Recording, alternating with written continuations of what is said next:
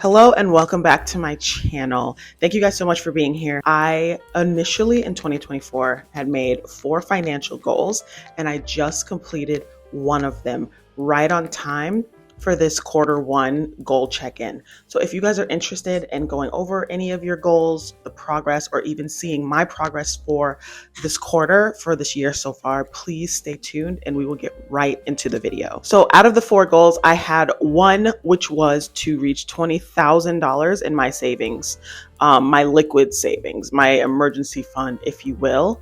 And that is the one that I just completed as of mid-March, which is super exciting.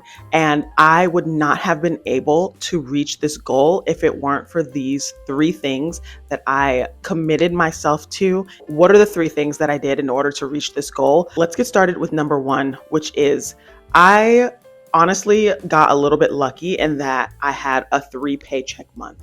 Basically, a 3 paycheck month is a phenomenon that people who are paid bi-weekly experience twice each year. You have to also know the difference between bi-weekly pay and semi-monthly pay because both of them are paid twice a month, right? For employees who are bi-weekly paid, you are paid every 2 weeks without fail. For this year, February 29th, added an extra Thursday, which also allowed me to be paid 3 times. Whereas with semi-monthly pay, you're paid on specific days. So this makes it so that even if there is an extra Friday or an extra Monday in the month, you will only get paid twice. And sometimes those days are every 15th of the month and every 1st of the month, or every 15th of the month and every 30th of the month. It's always on time for your rent and your bills at the beginning of each month, but there's never going to be a third payment in that month. So as you guys already know, I am paid every other week and I make a little bit over $2,400 for every check. So on average, I save $1,500 a month. But because of this extra payment, I was able to save an extra $2,000, which put me over the edge and made it so that I could reach the $20,000 savings. On top of saving, I reduced my spending greatly. I did not spend frivolously at all. I made sure I knew what was in my budget. I budgeted after every single paycheck. I know some people budget once a month, some people budget twice a month. Every time I got paid, I was opening up my budget journal and I was writing down my expenses. I was writing down my payment and writing down my savings. I could recite my budget to you guys from memory. That's how often I was in my budget. That's how often I was making sure that I was reducing my spending. How do I reduce my spending greatly when I'm already living a semi-frugal lifestyle? These are the tips that I used in order to spend within my budget. I only spend money on weekends. Outside of my scheduled bills and outside of my time to go grocery shopping, I do not spend money. I work from home. So when I am going through the week, I'm very busy with my work, with my W-2 job, and I don't even have time to go out to spend if I wanted to. After my W-2 job, I don't leave the house, especially now that it's cold out.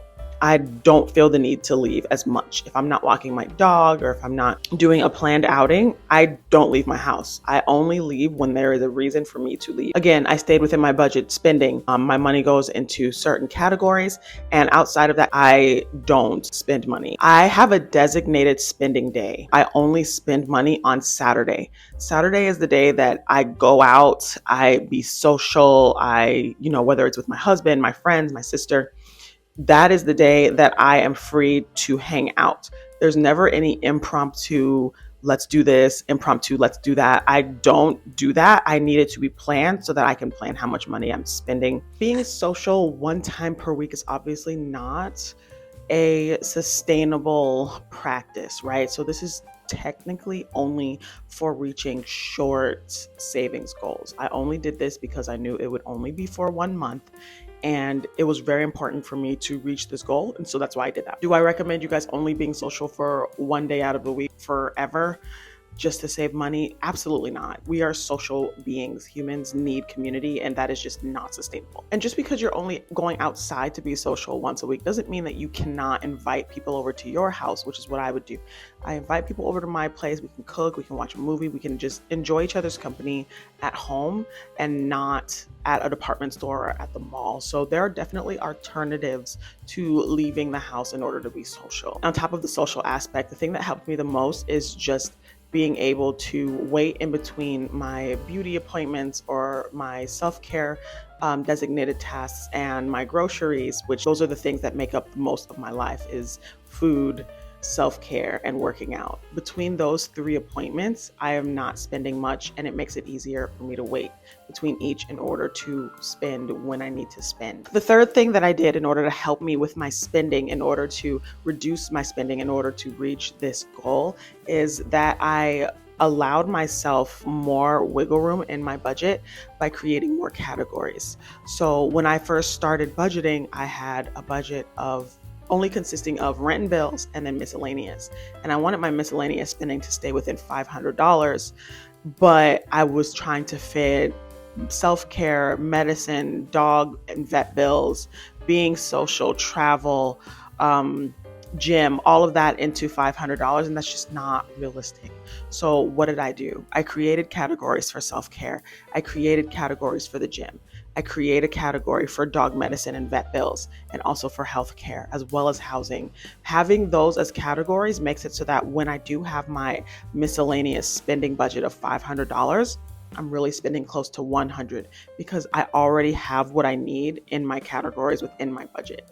This has been the biggest deciding factor in how I was able to stay within my budget as well as reduce my spending greatly. Because if you have flexibility, it's so much easier to stay on track. And I know it seems like you need a lot of money to be able to do this, but you can still have the same budget categories, but to fit your lifestyle and to fit your money and income.